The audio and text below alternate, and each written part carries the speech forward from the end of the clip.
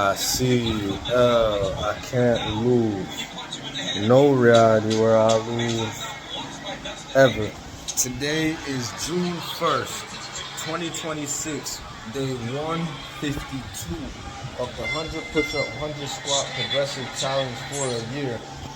Today is the 1st of June, so that means we're starting 150 push-up, 150 squats every day for this month. We're pushing 150.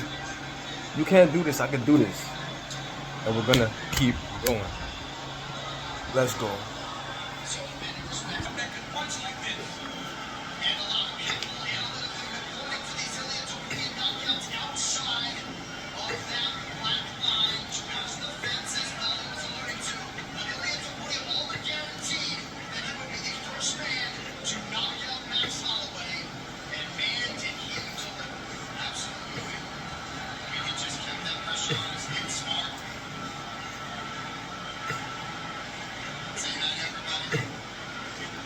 Wow. 37.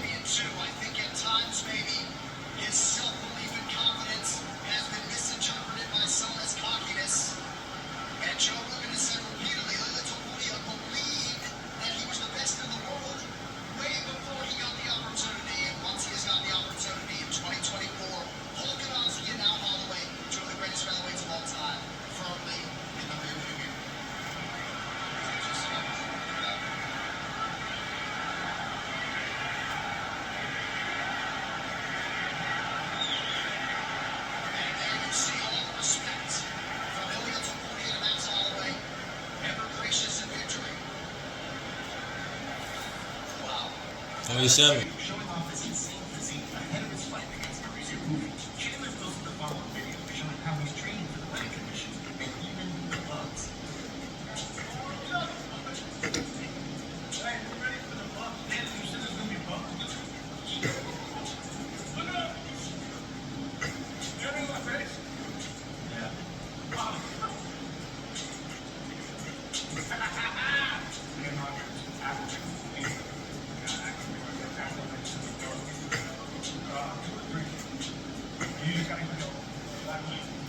Thirty-seven.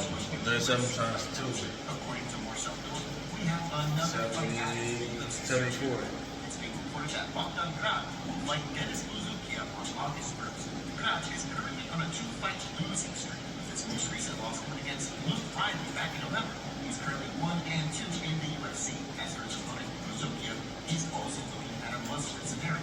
He's currently 1-4 in the UFC and is riding a 3-fight losing streak. With his most recent loss coming against Marcio Barbosa back in England. Next, we'll move on to Islam Makhachev and Olympic champion Razanbek Zamalov doing a challenge during training. Footage dropped of the two competing in a rope climbing challenge. Check it out.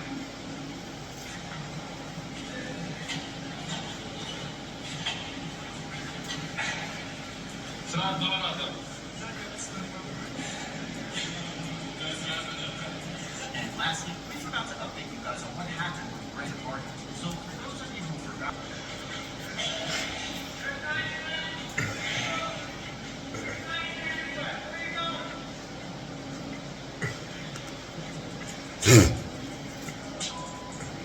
we're going to have to see if all of Jimmy's methods for training are going to be off. What do you think? Also, Alex Pineda, coach, David Cruz, said that when the elite team trained with them last month at the promotion they did at the White House, he was weighing 90 kilos or 200 pounds. Pineda said, he told me, man, he'll never make that weight again at 145. He suffered too much. He was almost 90 kg at my gym. Do you think that's true? Because if that's the case, then he has to cut 45 pounds to make the lightweight limit.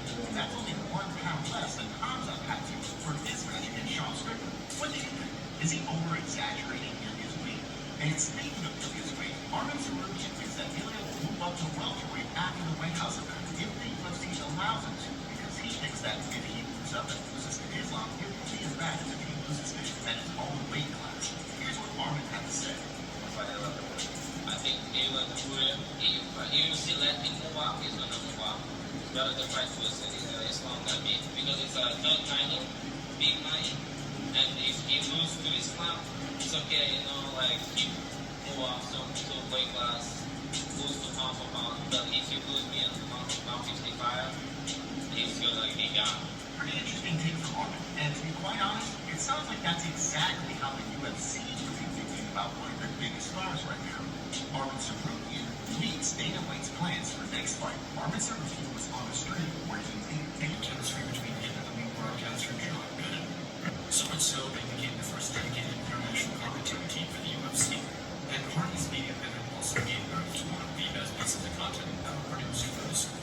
Inside the Octagon, one of MMA's first analysis shows with Hardy and breaking down upcoming fights became a tremendous success. Whenever you throw the left hook, you need to make sure that the elbow is behind your knuckles, with no support system for power. So here, he's effectively put himself in an Americana position. He's hyperextended his shoulder. So there's going to be no power on that because his shoulder joint is going to get before Dillashaw's chin.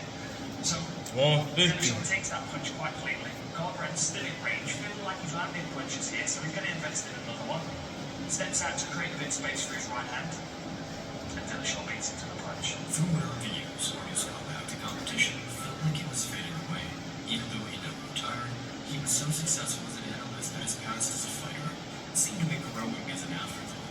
He seemed destined to become a staple in UFC broadcasts for a very long time. But just when it looked like he had found his lane, the next chapter in his career put his professionalism and his principles in check. The state of the UFC in early 2020 was great, perhaps never better.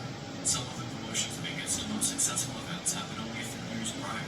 Conor, Khabib, Adesanya, and even Jorge Masvidal were massive stars. The ESPN deal, a massive $1.5 billion contract for streaming and distribution rights, was the writing on the wall for just how prosperous things were. No reality where I lose. Threatening to shut June down 1st. altogether. Let's get it. Dana White